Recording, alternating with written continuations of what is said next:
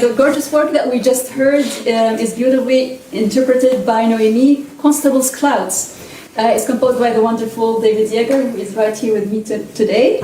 Among many other things, I'll tell you a little bit more about David. He is a member of the Order of Canada, and he has been at the forefront of creating, performing, and promoting new music for decades. He has produced many award-winning albums with some of the finest musicians in the world. In addition to being a gifted composer and musician, David was also the producer behind CBC's iconic 2 New Hours radio program, which was on contemporary music, and it ran from 1978 to 2007. Actually, David was music producer for CBC for over 40 years. He worked with many legendary people throughout his career there, and I will allow myself to drop one name. Glenn Gould. Just to mention. David also nurtured the creation of many ensembles and festivals, and he played a vital role at the helm of CBC Radio Canada's national radio competition for young composers. Besides his role as composer in Duo Cavatine's album Nuages, David was also the producer, the editor, and even did the mastering of the album. So you're another cook who goes to many kitchens, huh? I just can't leave it alone. So I will have a few questions for David, speaking to the different roles that actually you had in the production of this album. Sure. So we just heard Constable's Clouds, and my first question is for David, the composer. What was the inspiration behind this piece? Well, if you'll indulge me with a slightly elongated answer. Please. You have 10 minutes starting now. I've known for many, many, many years that I wanted, deep in my heart, I wanted to write a solo work for cello. Well, so those 40 years working as a producer occupied a great deal of my time, and when I said goodbye to that career, I suddenly had some time, and I thought, now is the moment to sort of fulfill some of those dreams. And the one thing that I thought really my work needed improvement in, I mean, I'd done electronic, I'd done complex modernism, I'd done all kinds of different approaches to music. The one thing that I felt I really needed to build up was the craft of writing melody. Mm-hmm. So, how to do this? My first thought was to take analogies from nature. And I remember a quote from Arnold Schoenberg when I had been a student. He talked about the concept of endless variation. Mm-hmm. And in looking at the natural world, I sought analogies that would sort of trigger, lead the kind of development of melody. To be honest, I started this piece 3 times. Oh, really? Yes. 3 times. The cello is such a rich source of material. Mm-hmm. It has such a huge register. It has such a range of timbres, of textures.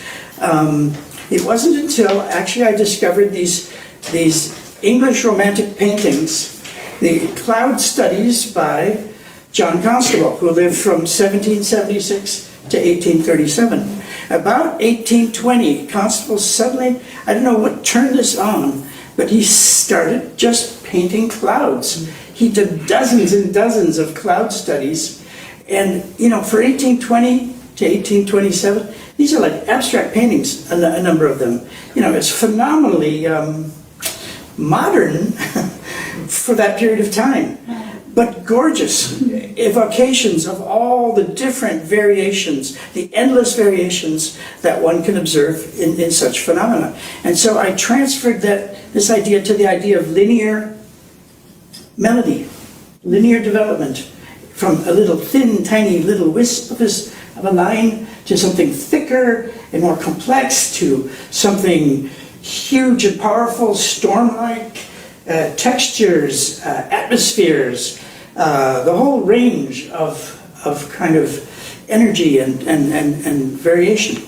So this is where this piece began. Oh. This provided me with the key, how to build these endlessly varying melodies. Mm-hmm. Yeah, and what a beautiful inspiration and beautifully interpreted by Noémie. Incredible. Which So actually wonderful. leads nicely to my second question to you.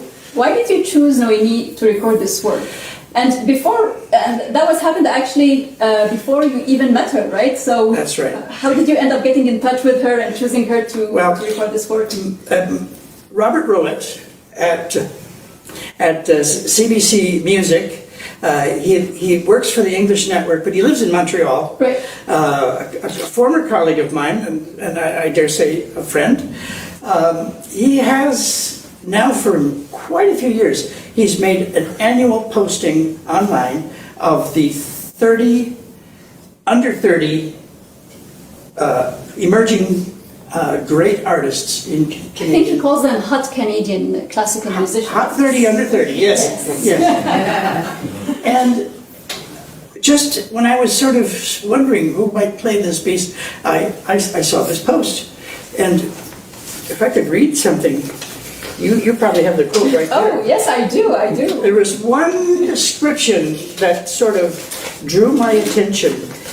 She said that she was obsessed at that time with a certain work of Shostakovich. She called it, the thing that about Shostakovich they found appealing was the depth, the darkness, the sarcasm, the harmonies.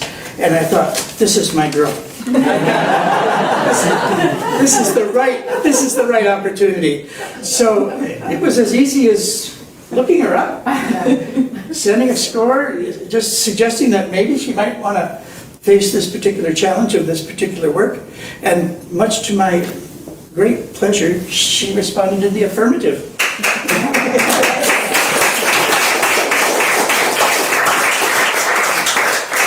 Just to give you like a little heads up on how Noémie is an amazing cellist, I was reading this description from Robert Troward yesterday, and another part of it caught my attention, which I thought I would share with you. For Noémie Raymond-Frisé, the worst thing about being a musician is practicing scales and arpeggios daily. Her solution? I turn it into more of a meditative kind of practicing, which makes it nicer. And she rewards herself with red Twizzlers. So next, actually, I have a question for David, the producer. Okay. How did you end up pairing Constable's Clouds with Poulenc and Schnittke's sonatas? Was it a collective decision? How did you come to that? It was. Actually, I remember it was the first day we actually met. I arranged for her to have her Toronto debut. It was it's in a small space called Gallery 345. It was at 345 Sororan. Many of us have been there. It's no longer, it works in that capacity, sadly. But we made it possible for her to come to Toronto. And on that fateful day when we met for the first time and she played for me, I think we made a really strong connection. And we started comparing notes. And to be honest, one of us mentioned Poulenc, one of us mentioned Schnittke, but we both agreed that it's clear that we have to make a recording. And I think, in fact, I mentioned Poulenc. I think it was in the qualities I observed in your playing, the combination of the lyricism, the passion, the melodic strength, everything that's a big deal in Poulenc. Made me suggest, I think that's a really good sonata for you. And I think you said it maybe Schnittke for sonata. Correct me if I'm wrong. No, I think that's how it worked. And I thought, oh my God, to be in the company of Poulenc and Schnittke, Mike, this is a dream come true. So, well, we drink, and soon enough, reality. If I may add as well, what works very well, the pairing of those three works. You said it, one of your major inspiration was Constable Clouds by a painter, and so cloud, nuage in French means cloud, and when we think about cloud, different images may come to mind. Sometimes it's luminous, sometimes it's darker, and so you have this chiaroscuro, for sure, light and shadow, and with Schnittke and Poulenc, yet again we are finding this balance. I think that Schnittke has a lot of somber darkness into it, and there's a lot of light. Yes. With your work, it blends Yes. Yeah.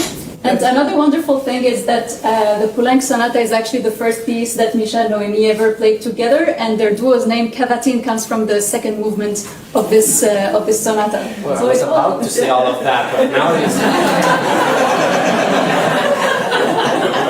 Everything science. And so the album was actually recorded in 2019, 4 years ago, and it was over 3 days at the Glen Gould studio. So what was that experience like? It was absolutely wonderful. We had 3 marvelous days. Actually, the first thing we had to decide was which piano. Did we decide anyway? Well, we did, but we used both. So that's the thing. So the studio is equipped with 2 wonderfully huge Steinway piano, and they both have their characteristic, their sound. And their name. One is named Oliver and one is named Bertha. Yeah, they heard. And you know, a lot of the contemporary musicians who come there to make their recordings habitually choose Oliver, because Oliver, they're both New York Steinways. Oliver has a very pronounced bass, very warm and present bass. It has a mid-range that has a great deal of warmth and kind of expressivity, and the top end is quite bright and sparkling. Whereas Bertha is a manure instrument and is quite even throughout, and so that's right. We ended up using them both. So we have a challenge for everyone here when you're listening to the album later. Right? Which one was Oliver? Which one was Bertha? The thing about the Gould studio is, you know, it was purpose built for exactly this purpose. It was built to be a fine facility with perfect acoustics to bring the best out of classical music performance. And I think, you know, all you need to do is come on stage and sit down and begin to play, and you listen. The acoustic becomes one with the instrument. And so the experience working in there, especially with people who are new to the facility, you know, about the first 2 hours is just learning how this acoustic is working. And you know, we record, and then we come in the control room and we listen and evaluate, and then we record some more, and you know, being such sharp and acute and fine responsive musicians as they are, they learn very quickly how, you know, a little more energy in this place of the instrument translates into this result on the microphones. And of course, speaking of the microphones, we had probably the finest engineer in Toronto, Dennis Patterson, doing the mix. And Dennis, who has himself very fine-tuned ears and is very involved in the music, is always a part of that conversation. Mm-hmm. So the experience of working at a very high level in basically a, you know, purpose-built perfect acoustic basically fuels the result and brings everybody to a kind of a higher place. Absolutely, and we can absolutely hear that in the album. I was listening to it over the past week, and the sound is just so beautiful. The interpretation is so beautiful. You know, so many Such times a treat. I've had musicians come fresh to the Gould, and they're used to playing in like lower grade acoustics, and where in order to achieve clarity, they need to force. They need to use pressure, and I said, you know, I think you'll find if you bring it down one dynamic level, the clarity will be there. And it's only because of the special acoustic properties of this facility. Absolutely. And so, yes, we recorded for 3 days. We recorded 199 takes.